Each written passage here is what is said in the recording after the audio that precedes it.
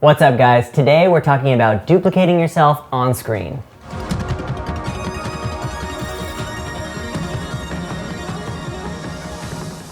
So if you guys have been following along, you've seen how we've been planning this short film. Now we're gonna get into the meat and bones of how I filmed it. How do you clone yourself on camera? Tip number one is to establish the landscape of your scene. Start with the wide shot. This is vital for your audience to understand the landscape of your scene. It also helps you plan how you're going to shoot the scene, from the wide shot to the over the shoulders or singles or close-ups. So once I've established how the shot is going to be lined up, I don't ever touch the camera. This is vital. You're going to be masking two shots together, and you need these two shots to be exactly the same shot. Don't touch your wide shot. Next, I'm gonna block my actors. I know where they're generally positioned, but I also need to figure out if they're gonna move throughout the shot. Tip number two is lighting your scene. You wanna light the scene so that it doesn't change. Let's say you have to act this twice, right? Or your actor has to act this twice. That means you're going to be filming for at least a half an hour, probably longer depending on how many takes you want to get. And if you have shifting in your lighting, that means when you line up these two shots, once again, you're gonna have trouble. One side might be darker, or one character might be darker than the other. That's a problem. So you wanna light inside so that it doesn't change. Every shot I did, I lit, but I also had a couple windows open, and I definitely noticed some problems as I was putting the edit together. This shot in particular I really liked because the light from my bathroom window was lining up with my heater, but that also meant that those really cool streaks were slowly lowering as time went on.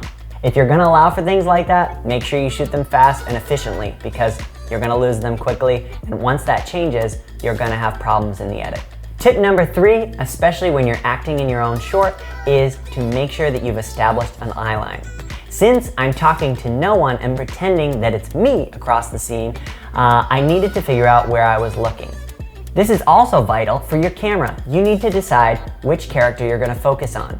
So I would usually place my markers and then I would put a stand exactly where my character was going to be. From that point on, I would act opposite to that stand and pretend like it was a body, and I would also focus the camera to that specific character that I had chosen to be the focus of the scene. This is gonna save you frustration as an actor or as an editor. If the eye lines don't match up between your actors, then the whole effect collapses. So you wanna make sure that you get your eye lines right. Once I've acted each scene in the wide shot and I'm fully sure that I like what I got, that's when I move the camera.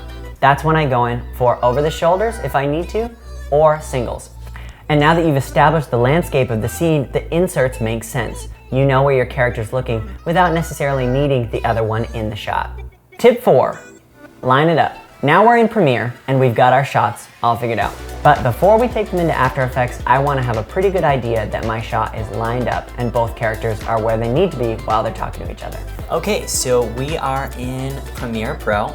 You can see I have these two clips stacked on top of each other, and I'm gonna turn one off and on and off and on. You can do that by hitting Command-Shift-E. All right, so I've got them lined up. Now I'm gonna go over to my effects controls and I'm gonna hit this little circle mask.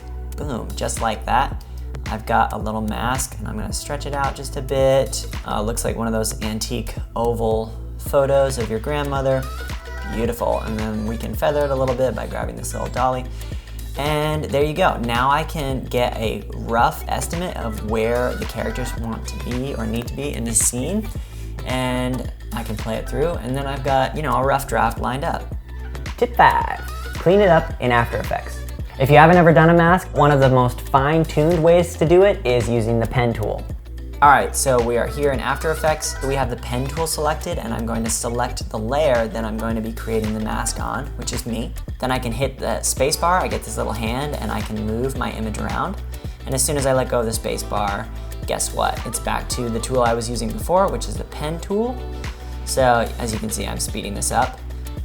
One thing that you should be aware of, if you just click once with the pen tool, then it gives you this awesome hard edge for the mask, and if you click and drag, then it gives you sort of this, I'm not sure what the term is, but it allows you to curve the line if you need to. So as I go around my shoulders and my ears, you can see I need to adjust that. All right, now we're back in real time. And I just close that mask, And there I have it. Everything around me is gone and I am only selected. So if I hit shift and the slash bar, it brings the whole window back to the normal size. Then I'm gonna select my layer and I'm gonna hit P and I'm gonna adjust my position because you know what? I think I look a little too high for this scene. I wanna give myself a little more headroom. And I also want my eyeline to match up. As you can see, I'm on the left. And then I also might hit F and that brings up my mask feather. And I'm gonna do this to, let's do 5 because I want those edges not to be so hard. All right, and there you have it. Now I have a scene with 3 characters and I'm acting with myself. If you're new to camera work, this may be a new trick to you, but it doesn't take long using the camera before you realize that there are possibilities like this. Software like After Effects has not been around forever, but these kind of tricks have been around since the earliest days of film. So it's always encouraging to me when I realize that techniques like this are still used in modern day movies. If you're interested in more content like this, make sure you hit the like button or check out my Instagram or TikTok. Also, get ready for continued updates on my short film and the actual short film, Droid, coming soon. If you are thinking about making a short film or really want to learn filmmaking and haven't bit the bullet yet, I just want to encourage you guys to do it. Greenlight yourself and go. We'll see you soon.